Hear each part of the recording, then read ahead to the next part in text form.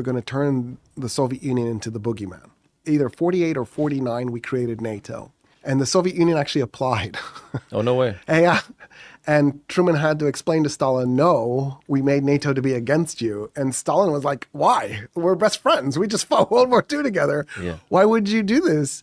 For those of you who don't know, this is Dr. Roy Casagrande, who is an academic at the United Arab Emirates University and who has become pretty ubiquitous on YouTube, speaking on a variety of historical and political topics. If you want to know more, I'm not trying to write a biography of the guy, but he readily positions himself as an authority on US foreign policy and the Middle East, among doubtless many more subjects. What made me pause here and do a double take was the, for lack of a better term, wild take Casagrande was pushing in this clip. Now, I openly acknowledge it is just a snippet and therefore might be missing some context, but it's an incredible statement regardless. It is also historically wrong.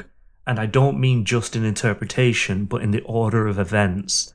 The USSR petitioned to join NATO in 1954, a year after Stalin's death. Even then, the application was a case of realpolitik focused on blocking West German rearmament, not international cooperation. There is no political memorandum or report which suggests Stalin ever took NATO membership seriously while he was alive. Moreover, if you know anything of the man's character, it seems a leap to argue Stalin, as an autocratic dictator, had an interest in tying himself to the decadent Western democracies.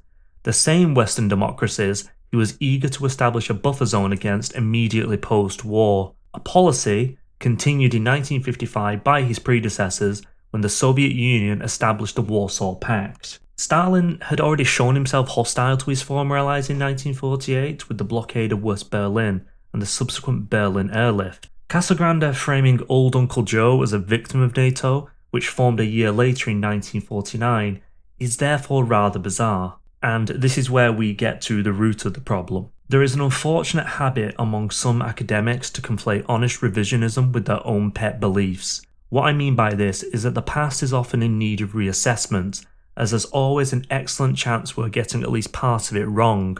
Good historians know this and they approach the work with care. In Casagrande's case, he's not only made simple factual mistakes, but then built his viewpoint around it. All of this is then made worse by his own willing ignorance. Anyone with a bachelor's degree knows that Stalin was a tyrant who murdered millions. Some estimates place the number as high as 20 million. It is therefore very disingenuous to frame the US as the morally questionable party and refusing to parley further with a murderous regime once Nazism was defeated.